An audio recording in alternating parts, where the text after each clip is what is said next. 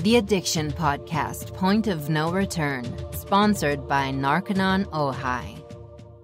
Hello and welcome to the Addiction Podcast, Point of No Return. My name is Joni Siegel and I'm the host for this podcast. And today's episode is episode number 196. And it's also the first episode in 2021.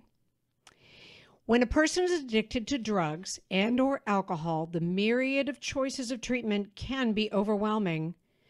Narconon Ojai is a residential treatment facility that addresses the physical, mental, and spiritual aspects of addiction with a proven, holistic, drug-free, evidence-based, step-by-step program designed to free those trapped by addiction.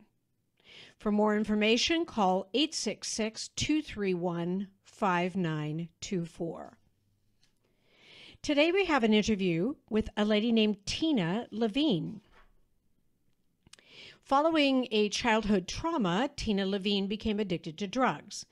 She then worked as a social worker in the fields of drug prevention and education.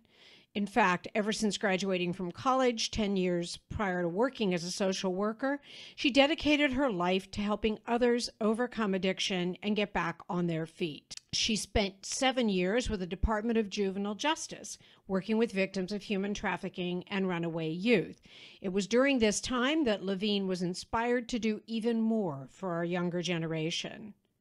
Florida Recovery Schools of Tampa Bay, Inc., was officially formed in January of 2020.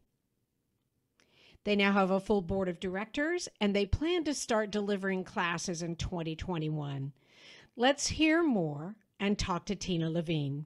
Tina Levene, thank you so much for being on the podcast and being willing to share your story. I know you have exciting news, and we'll get to that for sure. Yes, yeah. Thank you so much for having me. Absolutely. So you have your own, I know we're going to talk about, recovery school and all of that, but you have your own history of addiction. Can you share that with us? How did you get started? How did that happen for you? Yeah, so I was actually born and raised in Ohio, and I was born into a family. My father was an alcoholic the first 4 years of my life, and then he found a 12-step recovery program. And so I was exposed at an early age to that people can ask for help, and that help was available through support groups and different avenues. And so with knowing all of that, because he used to take me to meetings, and I also experienced that these people really, really loved me and they cared about me. And so I had this great positive impression of people that were in recovery, and that they had a lot of hope, and there was a lot of healing to be had, through these meetings. And so I share that because then when I get into my recovery at such an early age, then people understand, like, I had this really great perspective of recovery. And so that's why I share that.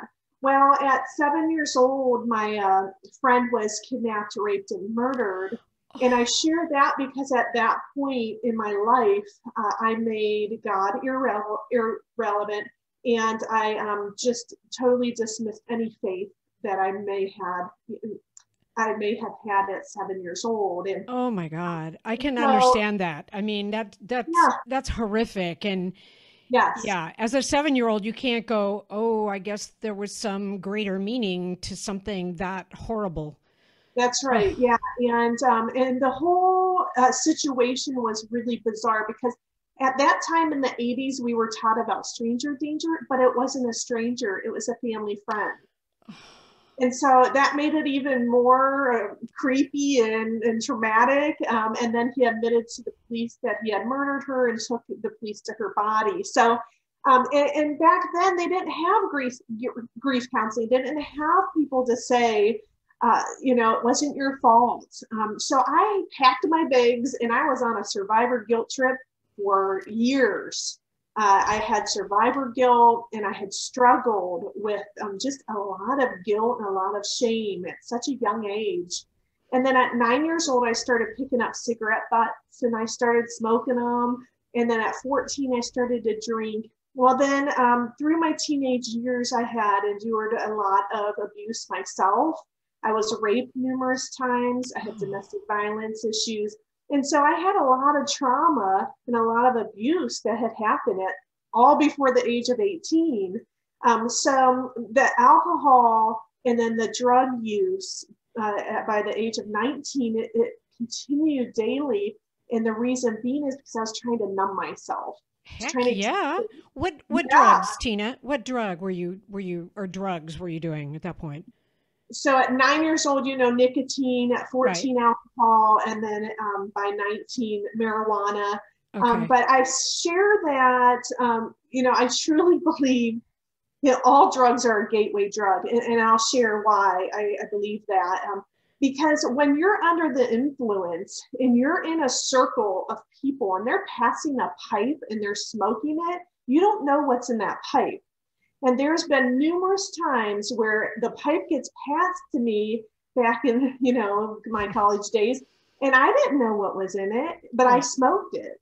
Right. And so that's why I always share, like with young people, I mean, every drug is a gateway drug, because if you're under the influence, you don't know exactly what you're smoking.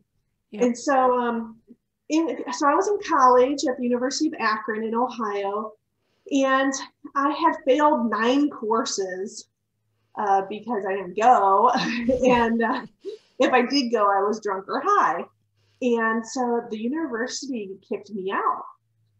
And I remember thinking in my head, because everyone that struggles with addictions, they have a line in their head. If I cross that line, I'm out of control, Right. So I have this line in my head that if my addictions ever ruined relationships, and then I would need to quit. If my addictions ever ruined my plans of college, I would have to quit, So I had this line in my head, and I had crossed that line. And so I thought, okay, well, I'm going to quit the drugs, but I will continue to drink because that's okay. Because at that time I was drinking wine, and right. That I justified that. Right. So that's what we do, when you're struggling with it, you start to justify and rationalize, and and so that's what I was doing. And so I actually wrote a letter to the university dean. I thought his name was Dean. Oh. So I was drunk, and I write this letter on yellow notebook piece of paper, in pencil. Dean, because I got kicked out of college, so I needed to get back in. So I said, Dean, I was addicted to drugs. I quit. Please let me back in, Tina. And Dean let me back in under academic probation.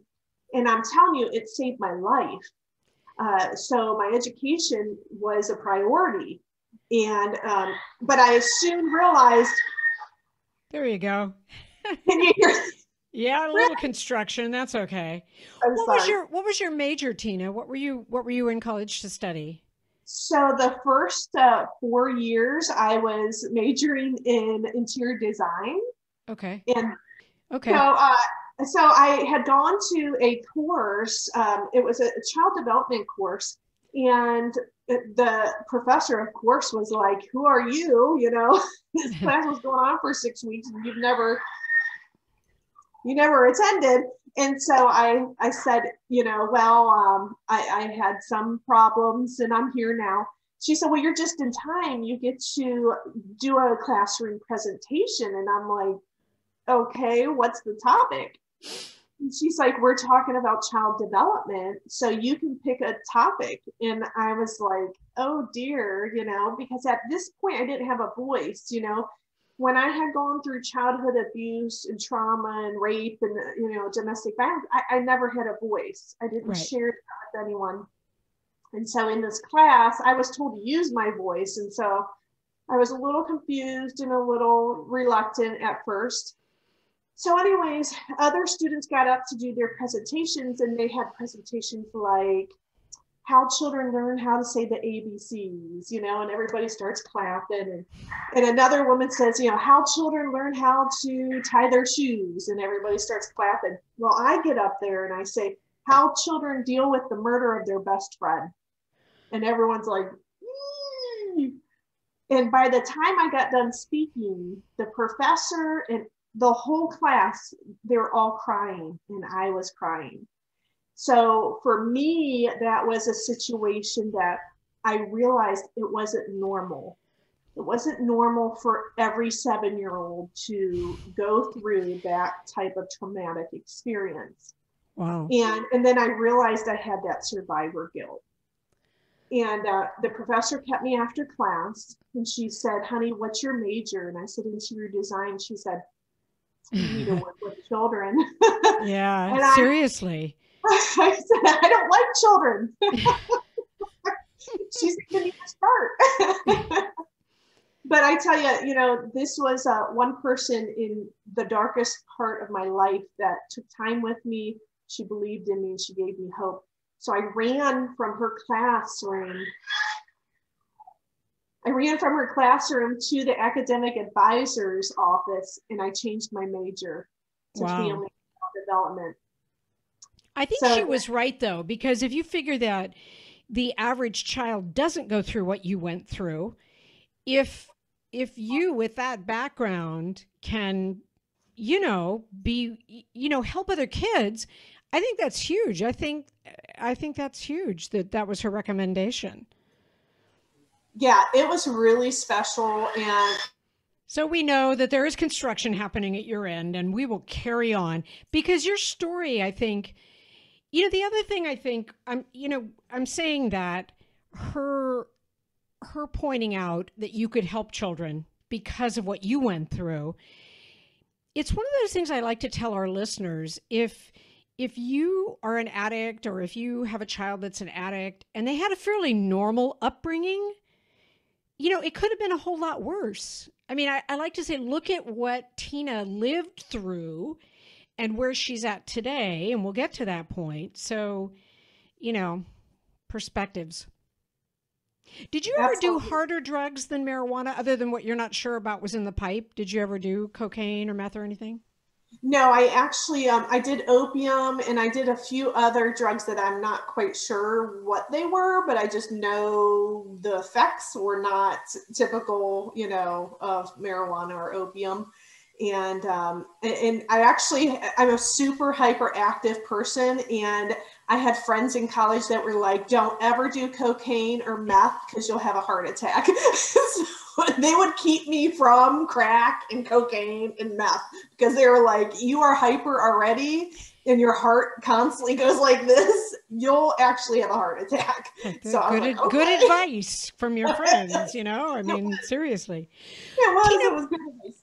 Tina, would you say that your conversation with this teacher, would that be what we would call your point of no return? Or did you continue to use and go downhill from there? Or did you go up from there? What would you say? Oh, actually, so that was, I would say, a moment of clarity of my purpose, but I definitely went down from there. So I continued to drink, and one of the things that they always say is that if you have to quit something, it's already out of control. And I remember trying to schedule the times that I would drink. So I would put on a calendar, big star on Wednesday night. Okay, I'm going to drink Wednesday night, but then I'm not going to drink Thursday night. I'll drink Saturday night, but I'm not going to drink. So I was trying to control my drinking. And I remember Thursday night would come along, and guess what? I'd start to drink, and then I'd erase the star on Saturday. Okay, well, I'll drink Thursday night. I won't drink on Saturday. And then Saturday night would come around. And so that temptation was constantly there, and I would give into it. So I tried the controlled drinking. I switched alcoholic drinks. I went from beer to wine. You are listening to the Addiction Podcast, Point of No Return. For more information on the podcast, or to reach out if you have a story you would like to share with us, go to our Facebook page by the same name, or You can email us at theaddictionpodcast@yahoo.com, or go to our website, theaddictionpodcast.com, or call us at 727-314-7080. And please remember to subscribe to our podcast wherever you listen to podcasts and give us a 5-star review. For more information on our sponsor, Narconon Ojai, visit their website at narcononojai.org. That's NARCONONOJAI.org. Or call 1-866-231-5924. That's 1-866-231-5924. Sometimes, the hardest thing about getting someone into recovery is getting them to agree to treatment.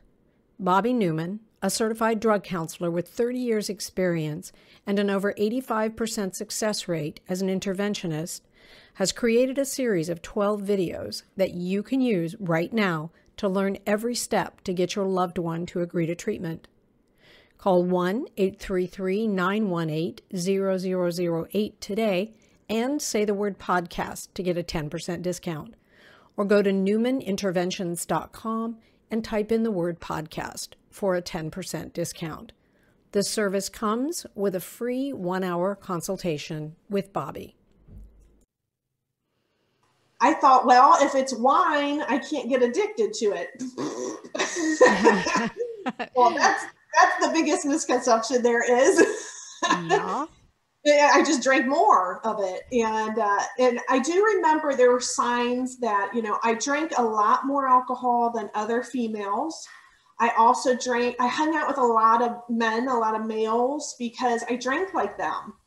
So those were some of the signs as well that kind of opened my eyes to, okay, I think my alcoholism's getting out of control. But also I had a lot of physical ailments. They thought I had a tumor on my brainstem. I had a lot of problems with my intestines. I had irritable bowel syndrome and, had to have a sigmoidoscopy and, all these tests going on as a And were any of those physical problems, did they relate any of them to the alcohol consumption? Because I would think that would definitely. Absolutely. Yeah. Yeah. Okay. I had an MRI of my brain because they thought I had this tumor on my brainstem, and it ended up that there was peaks and valleys from the alcohol and the drugs. And I remember the neurologist saying, like, this isn't right. You're 22 years old. And your brain should not look like this, to have these peaks and these valleys. And so he explained to me that, if I stop using alcohol and drugs, I may be able to, heal that brain. And so I was like, I just remember having that in my head and thinking, okay, maybe that's what I need to do, is to stop using. So the last month I drank was January 1998. And in that month, I did everything I said I would never do. I drove drunk. I went to a bar by myself. I drank by myself. I drank way too much, and just did everything I said I would never, ever do. And so that was my point of, it was actually the last day I drank, January. The last day I drank was January 30th, 1998. And I had a party with my friend in college, and we had 5 kegs. We had all kinds of liquor, and it was 5:30 in the morning. We started drinking at 4:30 p.m. It's 5:30 a.m. All the kegs had gone dry. All the liquor was gone because we had this huge party, and I was still awake and functioning. And I remember yelling and screaming at my friend because he didn't save any alcohol for me. And I'll never forget the look in his eyes when I was screaming at him. And it was a look of fear, and it was a look of concern, and it was a look of, why are you still functioning? We just drank for 13 hours, 13 and a half hours, And that scared me sober. And so I actually went to a support group meeting that next day. And And that to me was that turning point, realizing I can't, I'm going to die. I'm going to drink myself to death. Right. Wow. That's heavy duty, but it's, it's good in retrospect that you had that moment. So you're okay today. What your use of alcohol, how did it affect your family, or did it affect your family? Absolutely. It affected every relationship I had, all of my addictions. I stole money. I did a lot of illegal activities, which it blows my mind. I have worked for the state government, city government, county government. It's amazing what recovery can actually, the gifts that we can have in recovery, because I should be in federal prison of all the illegal activity I had done. But it destroyed a lot of relationships. It has taken years to mend some relationships, but I got to share with you this one situation. So you don't realize how your manipulative behavior, your lack of trust and dishonesty, and how your dishonesty can affect your relationships. So here I had about 30 days sober. I had asked my sister to borrow just a bottle of nail polish, just a regular bottle of nail polish. It's like $1 at the Dollar Tree, right? And so I said, can I borrow this nail polish? I really want to paint my nails. And she sat there and she's like, and I'm like, it's just nail polish. But because she didn't trust me, and I'll never forget, I gave her back that nail polish the next day and she started to cry. And I thought, it's just nail polish. But it was a lot more than nail polish. It was that I was transforming into a person that she could trust. Right. I was being honest. Her sister was coming back. That's huge. So it was a special moment. And those are all the gifts of recovery is, you get to be honest, you get to be loving, you get to be trustworthy again, and people start to respect you again. And it's just amazing. Now I'm best friends with my dad, my mom, my sister. I have incredible relationships, and it's all due to recovery. Wow. That's awesome. How did you get into what's happening, or what just happened, I guess, a few days ago? Because as we know, when this actually is published, it will have happened a couple days ago. Tell us about that whole project and how that got started. And So I was 23 years old when I got sober in college, and I realized quickly going to support meetings that there wasn't much for young people. Even though I was 23 years old, I was very young back in the late 90s. And I would go to these recovery meetings.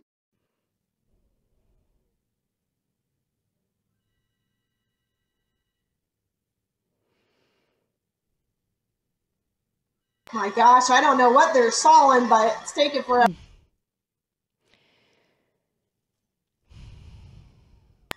I would go to these recovery meetings and I would look around the room and nobody really looked like me. And I thought, man, it would be really cool to have young people's meetings. And so I started a couple young people support group meetings up in Ohio. And then I started to realize that when I was going to high school and when I was going to college, I struggled with learning disabilities. I struggled with anxiety and ADHD and,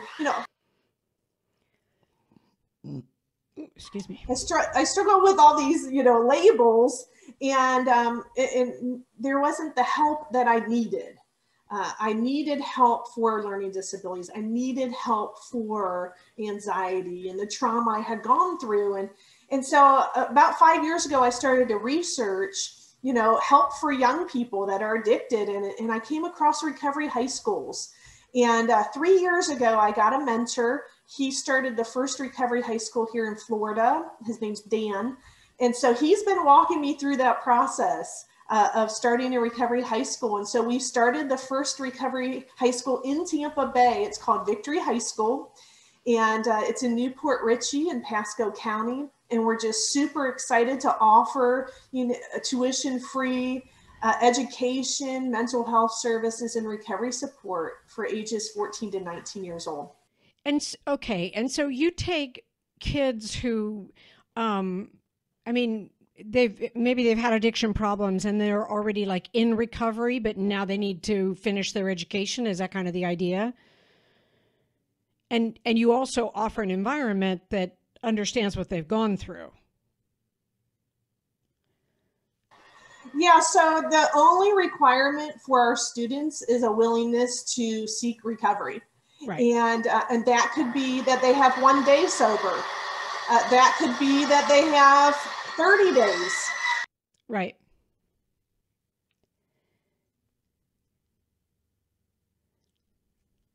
I am so sorry. Gosh. Sorry.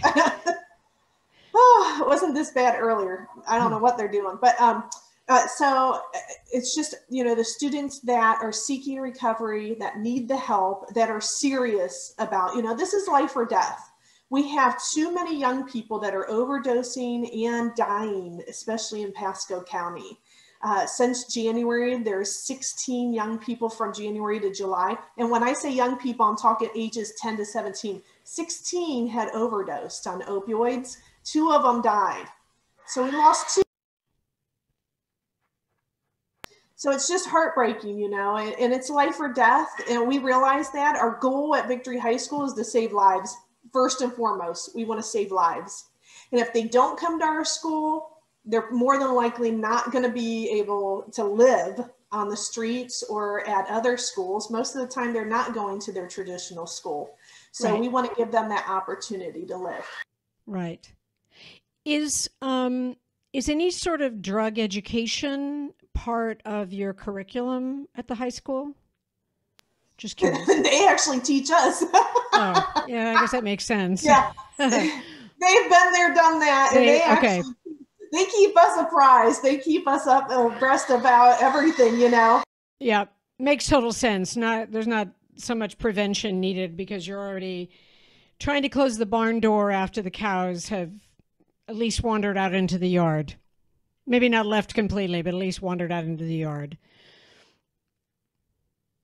Absolutely. Yeah. And so I joke about that, but it's also really important for us to know what kind of paraphernalia is out there, but also know the street names. I'll never forget, I was at a drug treatment center and I introduced myself and I said, "Hi, I'm Tina and I'm a recovering alcoholic and addict." And they all busted out laughing. And I said, "Well, what's so funny?" And they said, "Tina is a street name for crystal meth." And Oh boy.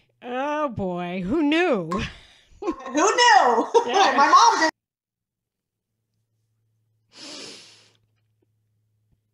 Wow. Yeah. So they educate us.